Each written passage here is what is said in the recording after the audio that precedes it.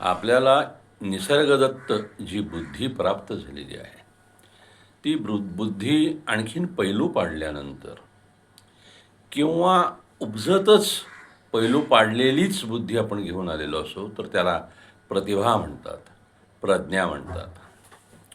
ही प्रज्ञा कोणत्या शालेय शिक्षणाची, विश्वविद्यालयीन शिक्षणाची अथवा पदवीच्या सर्टिफिकेटची मिंधी नसते.